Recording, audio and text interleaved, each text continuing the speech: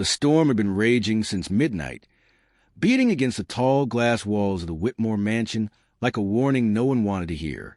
Most of the staff had gone home early that evening, grateful to escape the thunder and the cold wind slicing through the air. But one small hallway on the east wing still glowed with a soft, warm light, and that was where Alexander Whitmore, the billionaire known for his impossible schedule, cold demeanor, and strict household rules, found himself walking at 2 a.m, unable to sleep. He wasn't the type to wander his own house. Everything in his life ran on structure, order, and control. But something had felt off tonight. Maybe it was a storm. Maybe it was the faint sound he had heard while passing through the corridor. Or maybe it was a strange heaviness inside him that he couldn't explain. As he stepped closer, he paused at the sight before him. There, curled on the polished wooden floor just outside the nursery, lay Maria, his maid, and in her tired arms rested his infant niece, Ava, sleeping as peacefully as if the storm outside didn't even exist. For a moment, Alexander simply stared, unable to process what he was seeing. Maria wasn't supposed to be here. She wasn't a nanny. She wasn't even assigned to the night shift.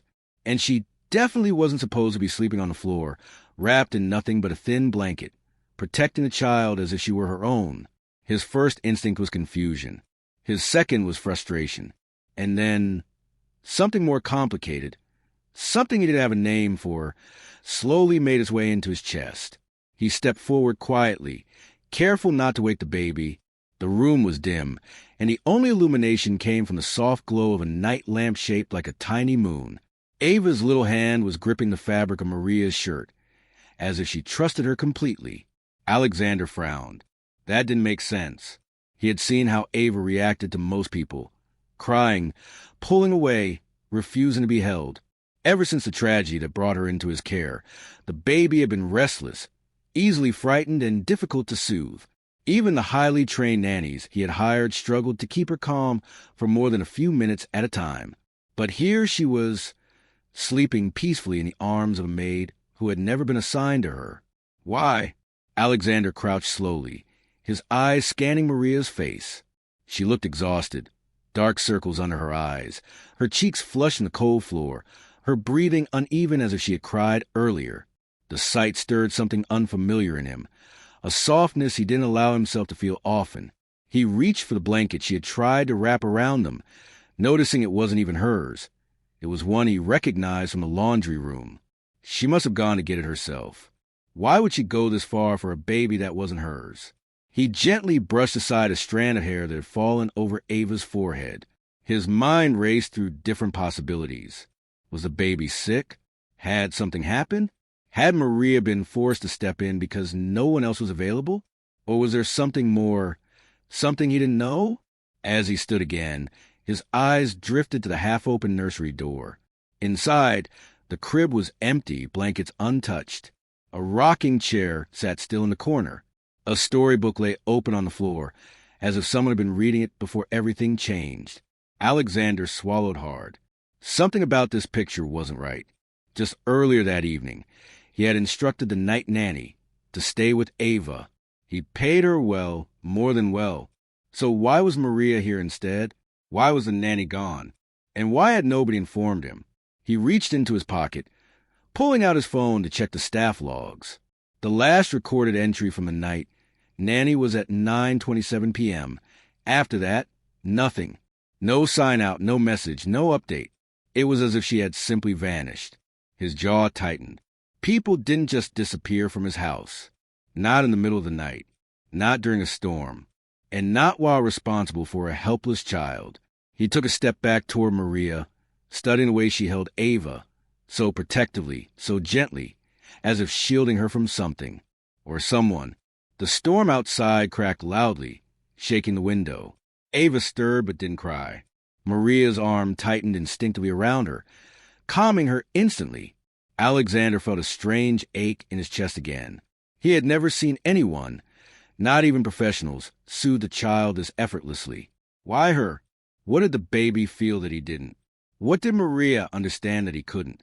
Before he could think further, Maria shifted slightly, her eyes fluttering open. For a brief moment, she looked confused, disoriented, until her gaze landed on him. her face drained of color. "Sir, I can explain," she whispered, her voice trembling. Alexander held up a hand to stop her from waking the baby. "Not here," he said quietly. "Come downstairs. When she wakes up, bring her." Maria nodded nervously, clutching the baby closer. She was trying to hide something. He could see it clearly in her eyes. Fear, guilt, maybe even shame. But there was something else too, something deeper, something that made him pause. As he turned to walk toward the staircase, Maria swallowed hard. "Sir," she called softly, almost too quietly for him to hear. "Please, before you get angry. There is something you should know." Alexander stopped. He slowly turned back, meeting her trembling gaze. The storm howled again, rattling the windows as if pushing the world into silence for her next words. Maria looked down at the sleeping baby, her eyes glistening with something like pain, something like fear. "I didn't mean for you to find out like this," she whispered. "But she wasn't supposed to be alone tonight. I didn't have a choice." Alexander felt a chill that had nothing to do with the storm. "What do you mean?" he asked, his voice low. Maria looked up, her voice barely holding together. "Because someone was in the nursery before I got there," she said. "And when I went inside, the nanny was gone." The hallway felt colder. The lights seemed dimmer. And suddenly, the mansion didn't feel as safe as it always had. Alexander stared at her, his heartbeat thundering in his ears. "What did you see, Maria?" Her lips trembled. She opened her mouth, then stopped, hesitating, as if afraid the truth itself might break something. "Sir," she whispered, "there's something about Ava you don't know. Something that changes everything." And before she could finish, Ava let out a small cry, soft, but sharp enough to pierce the silence. Alexander felt the ground shift beneath him, whatever Maria was about to reveal. He knew it wasn't something simple, and it wasn't something he was prepared for.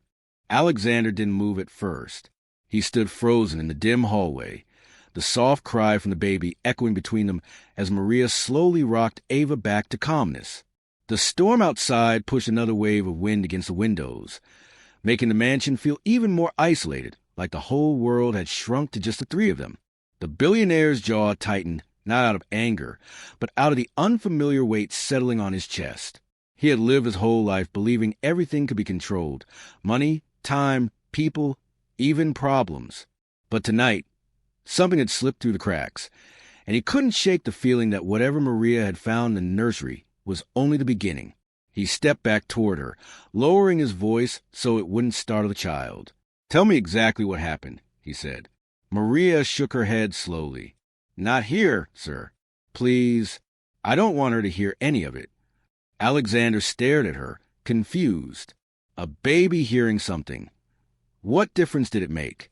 But the fear in Maria's eyes wasn't simple nervousness. It was deeper, like she was holding on to something she wasn't sure she had the right to say. He nodded once, reluctantly. "Fine. When she wakes up, come to my study. I want all of it, every detail." Maria didn't argue. She just held Ava closer and whispered something soft into the baby's ear, something Alexander couldn't hear, but felt somehow mattered. He walked away. But every step down the staircase felt heavy, as if the mansion itself had changed. The lights seemed dimmer. The silence felt thicker. Even the portraits lining the hallway seemed to watch him with an unsettling focus, as if waiting for him to learn what they already knew. By the time he reached his study, his thoughts were a restless storm of their own. He poured himself a glass of water, but even that felt strange in his hands. He wasn't a man who worried. He wasn't a man who second-guessed things. Yet tonight, he couldn't stop replaying the image of Maria on the cold floor, curled around Ava like a shield. Why had the baby been clinging to her? Why had the nanny disappeared without a trace?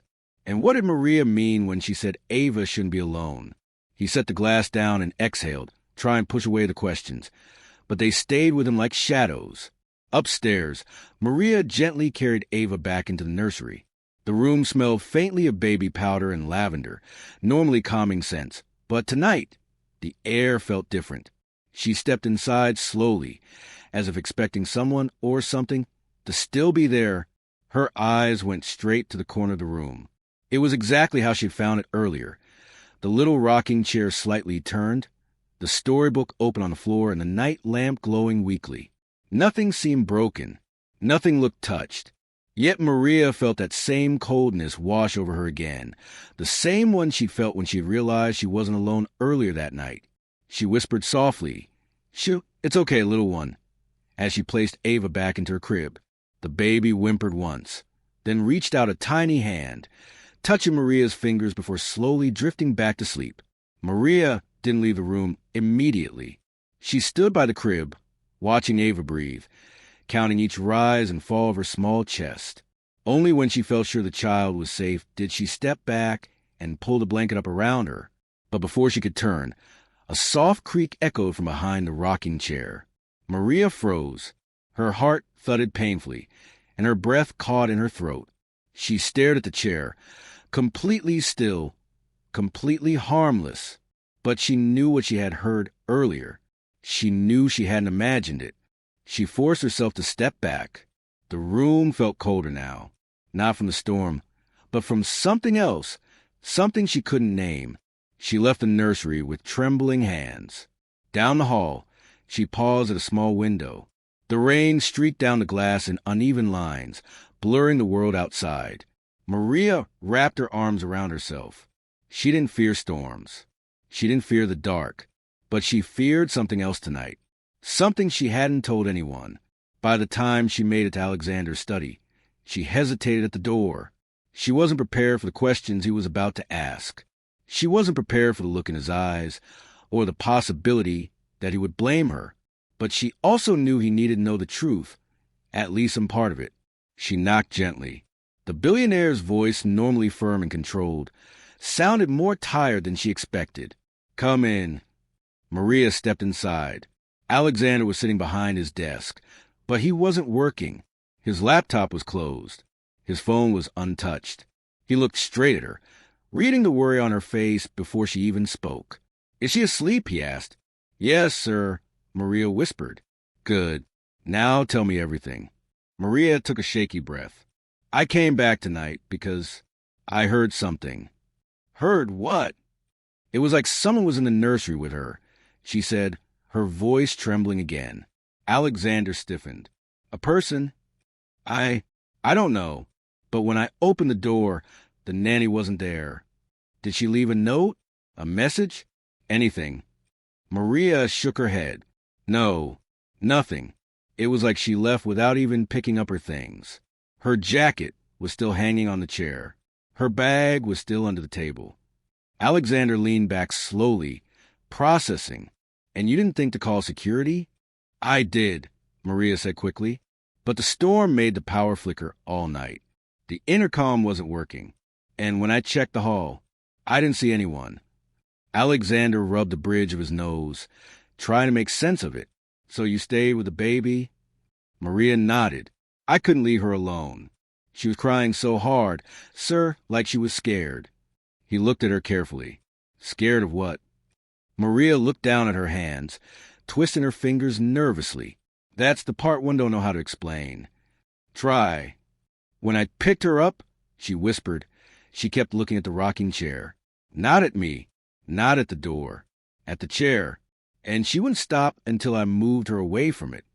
Alexander frowned. "She's a baby, Maria. Babies live around all the time." "I know," she said. But this was different. She was shaking, sir, like she recognized something, or someone. The room fell quiet. The storm roared outside, as if pushing against the house again. Alexander stared at the far wall, his mind racing. "But that's not all," Maria added softly. He looked at her sharply. "What else?" She hesitated. Then, slowly, she reached into her pocket and pulled out something small, something she had found earlier but hadn't dared to show until now. She placed it on his desk. Alexander stared at it. A small ribbon. Pink, soft, torn at one end. Not from the baby's clothes.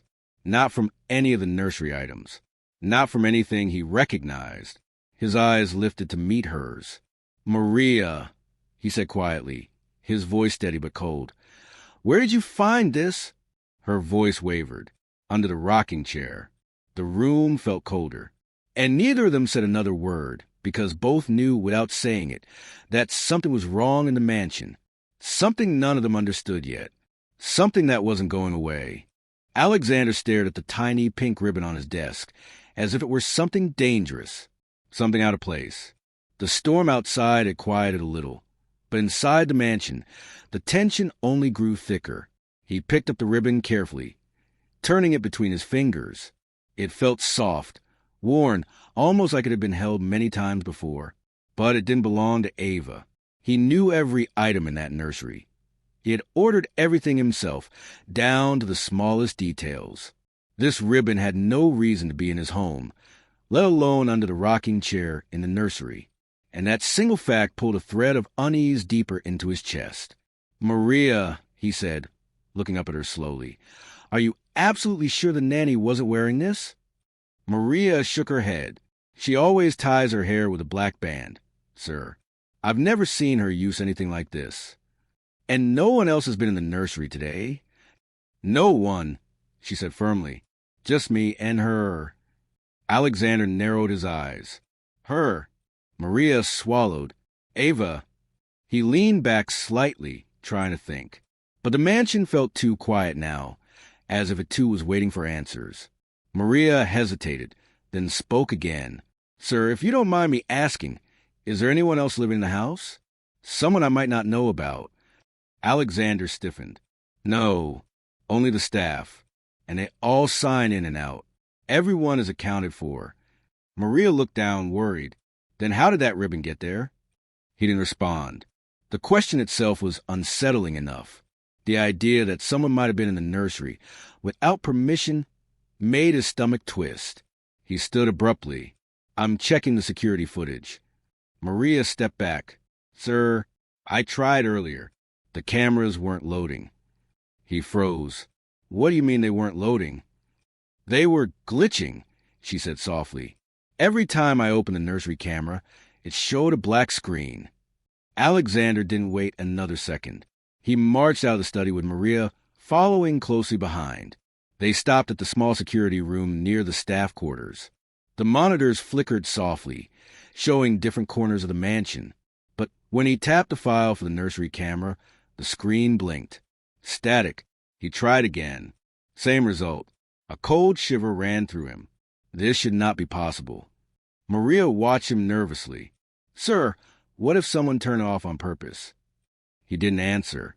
Instead, he opened the hallway camera, the one right outside the nursery.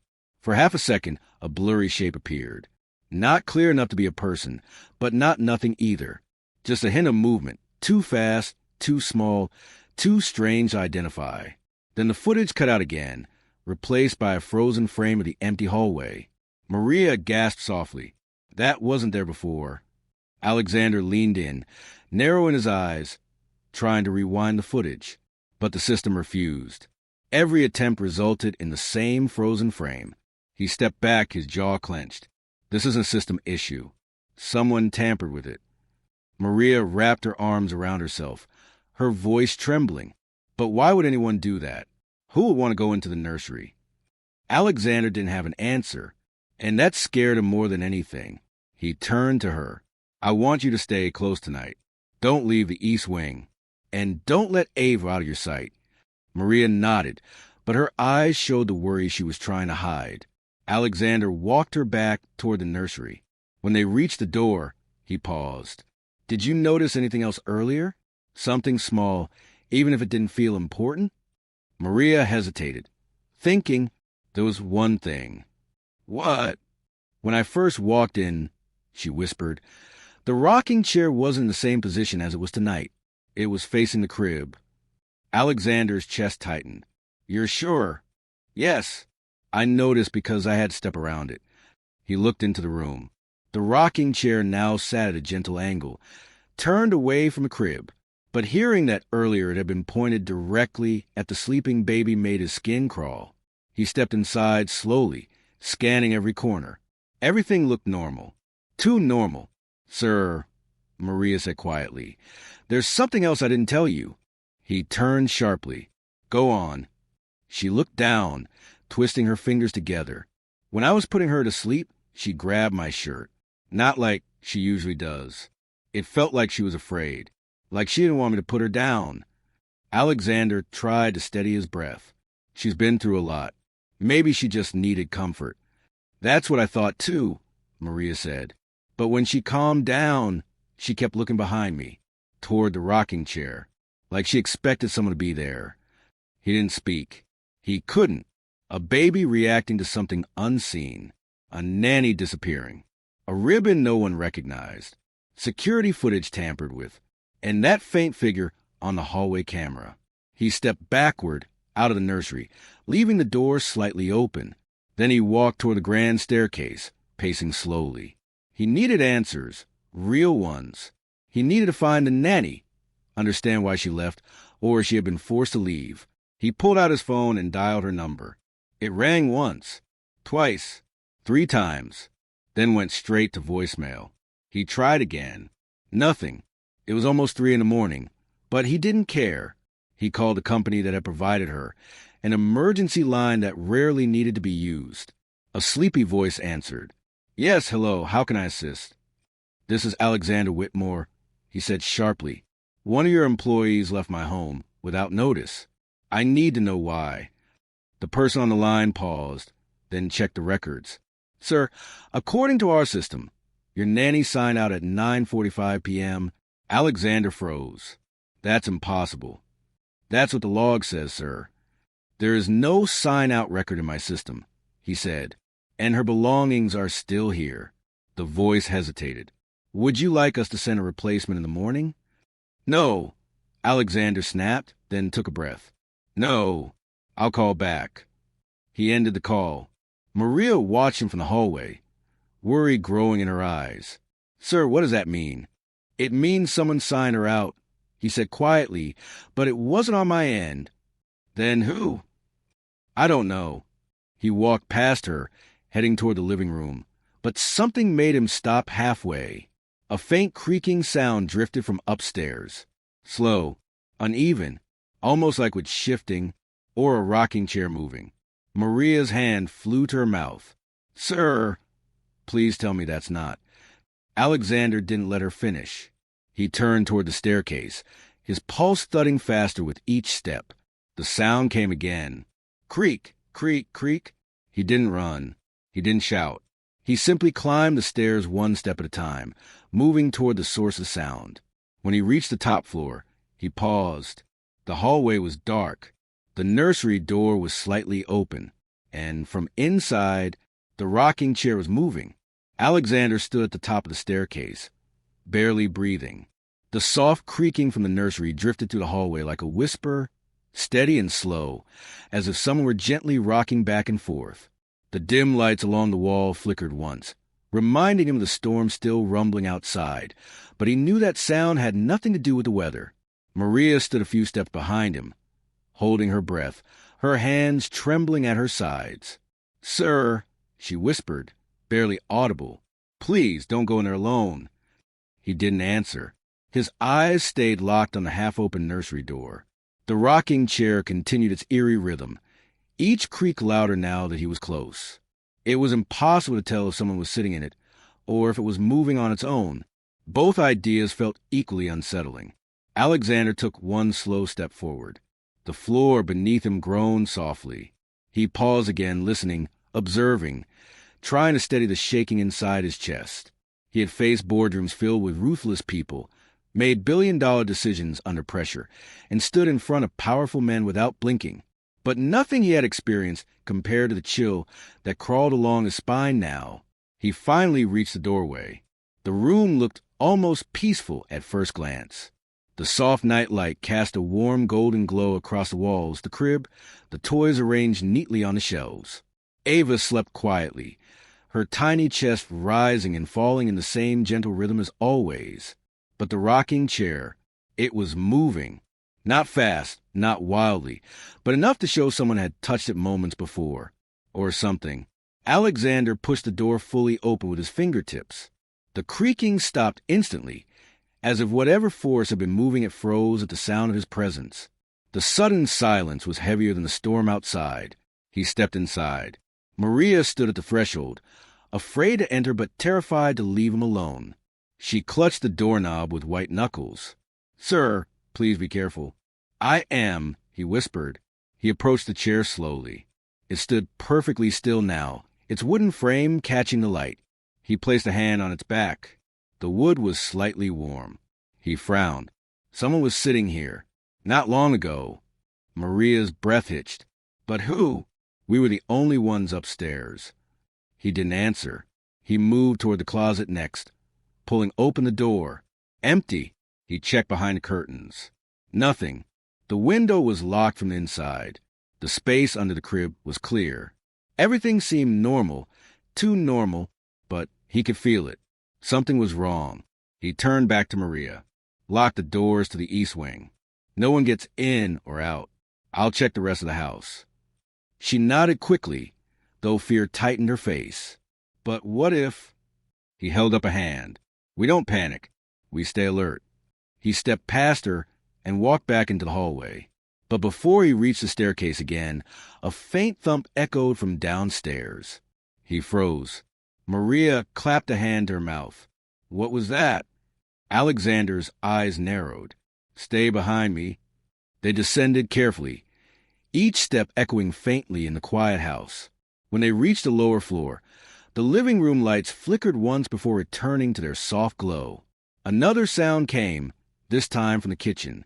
A light clatter, like something falling onto the counter. He moved toward it, each step calculated and silent. Maria followed cautiously, her heart pounding loud enough she was sure he could hear it. When he peered around the kitchen doorway, nothing seemed out of place, except a single baby bottle lying on its side near the sink. Maria's voice trembled. "Sir, I didn't leave that there." Alexander picked it up slowly. "I know." He checked the back door. Locked. The windows also locked. There was no sign of forced entry anywhere. He exhaled slowly, frustration tightening his jaw. He prided himself on order, control, and absolute security. This, whatever it was, made no sense. But as he turned to leave the kitchen, he paused. A faint but unmistakable sound drifted from the pantry. Breathing. Soft. Uneven.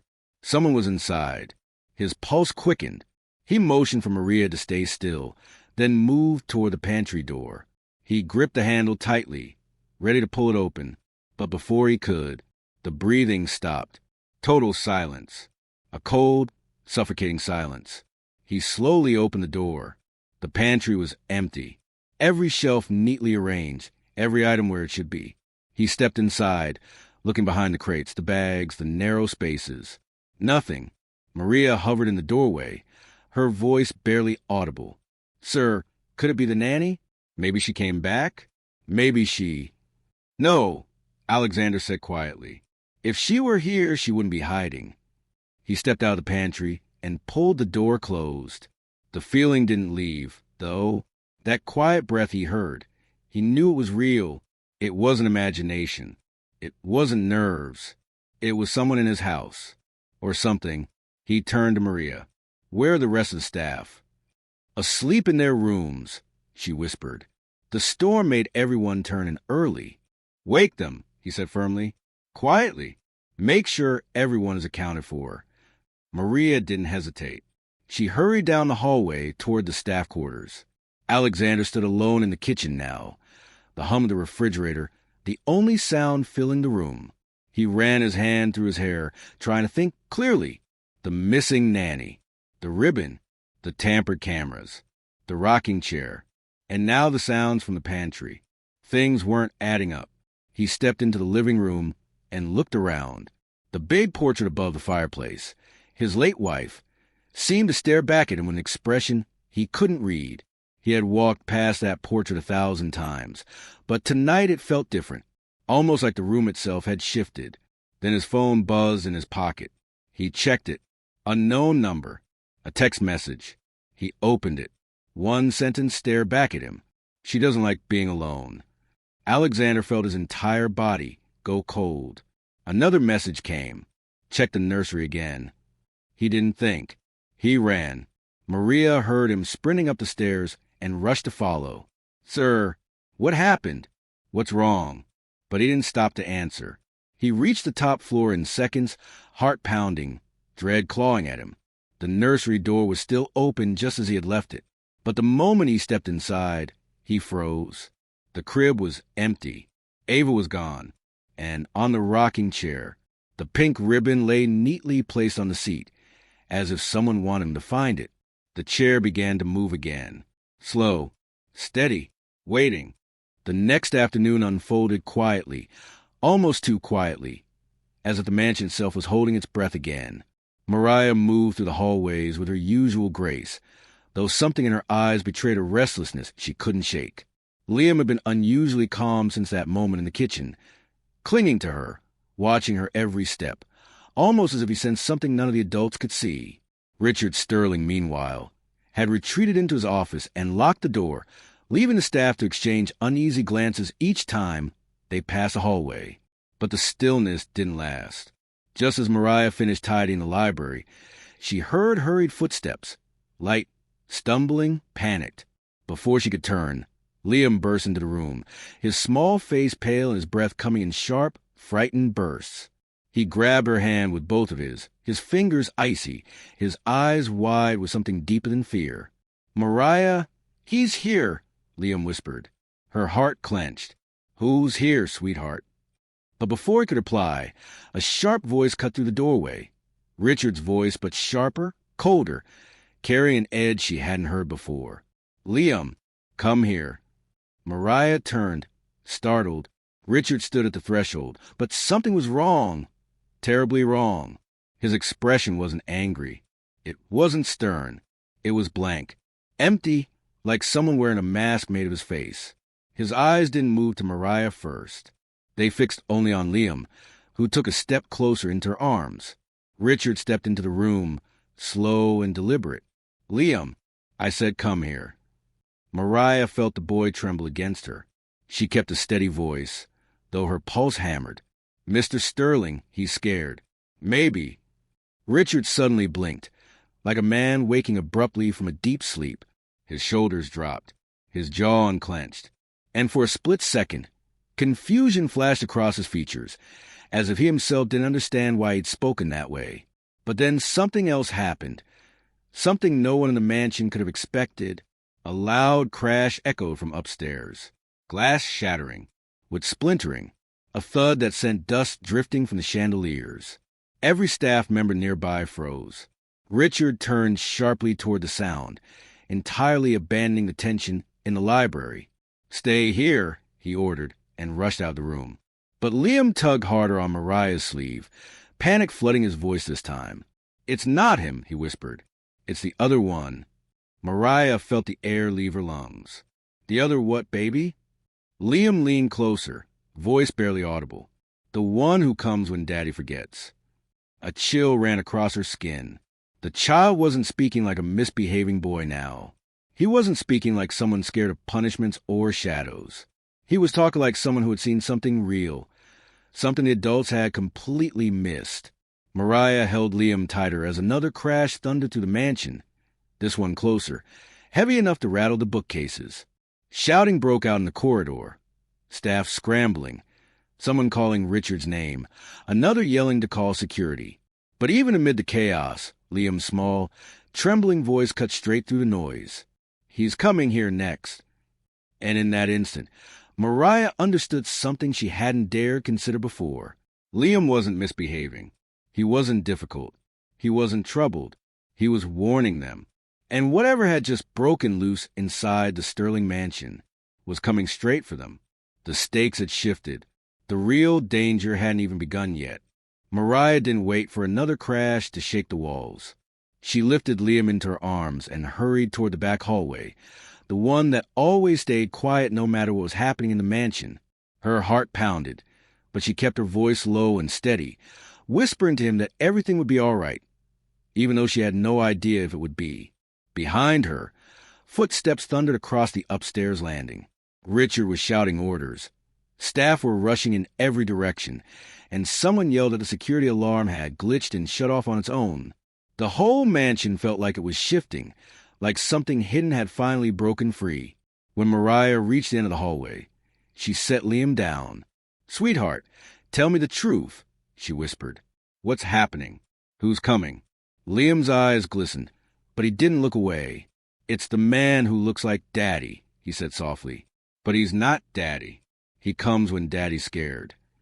Mariah froze. "Scared? Why would your father be scared?" Liam hesitated, then whispered, "Because of the letters, the ones he hides." Before Mariah could ask more, another shattering crash echoed directly above them. The ceiling dust drifted down like snow. They both jumped. This time, there was no doubt. The sound was moving, coming closer. Mariah grabbed Liam's hand and pushed open the small storage door that led to the side stairwell. They hurried down the steps, her breath unsteady. Halfway down, a figure appeared at the bottom, silhouetted by the dim basement light. Mariah gasped and shielded Liam behind her, but it wasn't the figure she feared. It was Richard, except he looked different, softer, frantic, almost frightened himself. "Mariah," he said, breathless, "where's Liam? Is he all right?" Liam peeked from behind her. Mariah tightened her hold. "He's safe," she said, "but you need to tell me what's happening." Richard looked up the stairs, panic flickering in his eyes. "There's someone in the house," he said. "Someone who shouldn't be here. Someone who's been—" He didn't finish, because right then, a shadow moved at the top of the stairwell. A shape that looked like a man with Richard's height, Richard's build, even Richard's posture, but not his eyes. Mariah stepped back instinctively, pulling Liam with her. Richard reached for them, but the shadow moved faster, descending the stairs one slow step at a time, as if it had all the time in the world. Liam clutched Mariah's arm. "That's him," he whispered. "The other one." Mariah felt her legs weaken, but she stood firm. Richard seemed to find his voice at last. "Stop," he shouted at the figure. "This ends now." The figure paused. For a moment, the basement felt too still, too quiet. And then, in a voice that carried an odd calmness, the figure spoke. "You should have told them the truth, Richard." Mariah's breath caught. Liam buried his face into her side. Richard stepped forward, anger shaking his voice. "You have no right to be here." "You brought me here," the figure replied. And in that split second, everything snapped into place. Mariah remembered the blank moments in Richard's face. Liam's strange warnings, the shattered rooms, the letters he hid, the fear he tried to bury. The truth wasn't that there were two men in the house. It was that Richard had been hiding a part of himself, an overwhelming, fear-driven version that took control whenever his guilt or stress spiraled too far. A part he could no longer contain. A part Liam had sensed long before anyone else. The figure wasn't a stranger. It was a reflection of everything Richard refused to face. And now it stood in front of them, real enough to break doors, real enough to terrify a child. Richard took a shaky breath. "You don't get to control me anymore." The figure tilted its head, almost curious. "Then show me." What happened next unfolded in seconds. Richard stepped toward the figure, not with anger, but with something steadier. Acceptance. The moment he did, the shadow froze, its edges losing shape, its form flickering like smoke touched by wind. And then, just like that, it collapsed into nothing. The basement fell silent. Mariah held Liam, both of them trembling, as Richard stood where the figure had been moments earlier. He looked exhausted, like a man who had finally stopped running from something inside him. "It's over," he murmured, mostly to himself. "I should have gotten help a long time ago." Mariah didn't pretend to understand everything that had just happened, but she knew one thing. Liam had never been the problem. The child had simply been trying to warn them. She took his hand, and Liam looked up at Richard, not with fear this time, but with a cautious hope. Richard crouched down and opened his arms. Liam hesitated, then stepped forward and hugged him tightly. But just as the moment settled, a soft sound drifted from upstairs. A creak, slow, familiar. Mariah's heart skipped. Richard heard it too. He lifted his head, listening carefully. "That's just the old boards," he said with a tired smile. But Liam shook his head and whispered, barely audible, "No, that's the one who comes when Mommy cries." Mariah and Richard exchanged a stunned glance, because Liam's mother had been gone for years. And suddenly, they realized the story wasn't finished after all. Richard froze at Liam's quiet words, and even though the basement had gone still again, something cold slipped down the back of Mariah's neck. She tried to reason with herself, tried to believe the little boy was only reacting to fear and stress, but the look in his eyes wasn't confusion or panic. It was recognition, a soft, sad recognition that didn't belong to a child his age. Richard stood slowly, running a hand through his hair as though trying to gather the pieces of himself. "Liam, sweetheart," he said gently, "what do you mean? What makes you think someone comes when your mommy cries?" Liam pressed his cheek to Mariah's shoulder, his small hand twisting into her sleeve for comfort.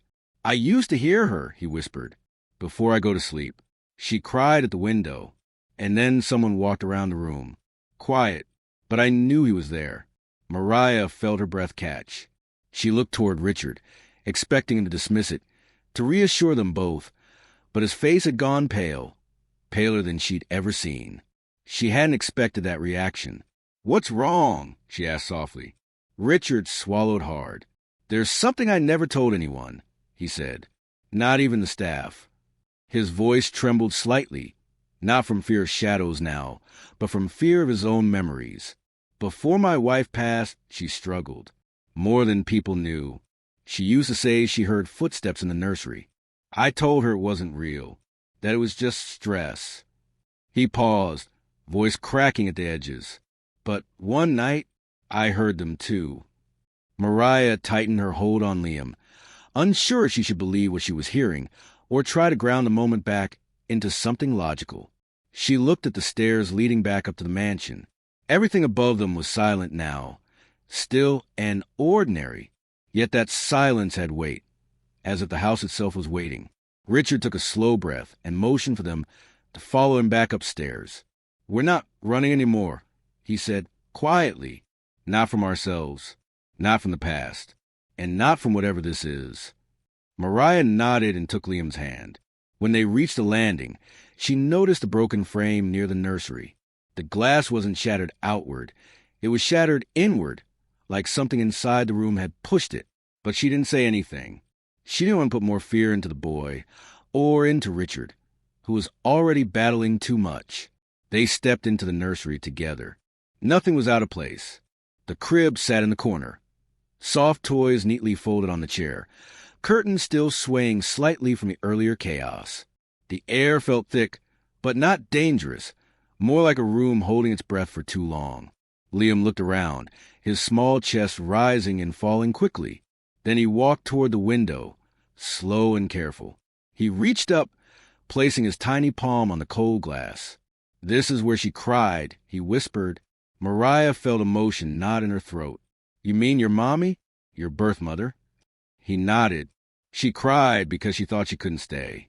She loved me. She told me that before the men came." Richard's eyes snapped to him. "What men?" Liam didn't turn. "The ones who wanted to take her. She said she had to keep me safe." Mariah's gaze shifted to Richard, silently urging him to stay calm. His jaw tightened, but he knelt down slowly. "Liam," he said, voice steadying, "what you're remembering, it might be confusing. Sometimes when we're young, our dreams and memories mix." "No," Liam said softly. "It was real." Mariah stepped beside the boy and bent down slightly. "How do you know?" He finally turned toward her, and the innocence in his eyes mixed with something older, something that looked like truth. "Because the man at the window," he whispered, "was the same one that came today." A wave of quiet washed over the room, deep enough that even the soft ticking of the hallway clock felt loud in comparison. Richard stood up slowly. "That doesn't make sense," he said carefully. "What you saw today was just—" He stopped, because he didn't know what the figure today had been. Whether it was a part of himself, a manifestation of his own fears, or something else he had buried for years. He couldn't explain it. And now, faced with Liam's words, he realized there were questions he'd been too afraid to ask, even of himself. Mariah spoke gently. "Liam, what did the man want?" "He wanted Mommy to tell him where I was." Liam answered, But she wouldn't. She hid me, and then she told me to stay quiet, no matter what. Mariah's heart ached. She brushed Liam's hair back gently. "You're safe now," she said. "No one is taking you away." Richard rubbed his face with both hands, breathing deeply. He began, voice thick, "I think there's something I never understood about my wife. She was scared before she passed, but I didn't know why. I thought it was just anxiety from the pregnancy, from her fears of being a new mother. But what if there was more? What if someone was following her, watching her? And what I heard in this room wasn't her imagination at all." Mariah watched him carefully. This wasn't the confident billionaire the world saw. This was a man unraveling old guilt, old doubts, seeing his past clearer than ever. And for the first time, she realized how much weight he carried alone. Liam tugged Richard's sleeve gently. "Daddy." Richard bent down again, eyes softening. "Yes, buddy. When I hugged you, the other man didn't come back. Does that mean he's gone?" Richard's expression warmed into something honest, something peaceful. "Yes," he said softly. "He's gone. Because I'm not afraid anymore. And I'm not hiding anything from you." The boy nodded, satisfied. Mariah let out a long, slow breath she didn't realize she'd been holding. The tension in the room eased, like a storm finally passing. Richard looked at her, really looked, with gratitude and something deeper, respect. "Thank you," he said quietly, "for protecting him, for staying, for seeing what I didn't want to see." Mariah shook her head. "You're the one who faced it," she said. "We just helped you get there." The house felt lighter as they walked out of the nursery. The air seemed clearer, and for the first time since she had arrived, Mariah felt the mansion wasn't holding secrets anymore. It was letting them go. Over the next few weeks, life slowly settled back into something steady. Richard met with professionals, not out of fear, but out of strength. He wanted clarity for himself, for Liam. The figure never returned, and the unexplained shadows faded with each honest conversation, each step toward healing. Mariah stayed on, not just as a maid, but as someone who became family without them even realizing when it happened. Liam grew brighter, more open, laughing in ways that filled the once heavy mansion with warmth. Sometimes, Mariah would catch Richard watching them, her and Liam in the garden, or reading in the living room, and he'd smile in that quiet way of someone who finally felt safe in his own life. Liam still talked about his mother sometimes, but the fear left his memories. They became gentle, like whispers of someone watching over him, instead of running from danger. One evening, as the sun dipped low, Mariah stood at the window, the same one Liam had pointed to. She didn't hear footsteps or crying, only a soft breeze, brushing the curtains like a goodbye. Richard stepped beside her. "Do you think she's at peace now?" he asked softly. Mariah looked at Liam playing on the rug, giggling as he pushed toy cars across the floor. "Yes," she said quietly. "I think she knows he's safe." Richard nodded, exhaling with relief. "And so am I?" Mariah smiled, a warm, natural smile that felt earned after everything they'd been through. "Then maybe," she said, "this house finally gets to be a home." And as Liam ran into Richard's arms, laughing, the last of the old shadows slipped away, replaced by something simple, human, and real. A beginning rather than an ending.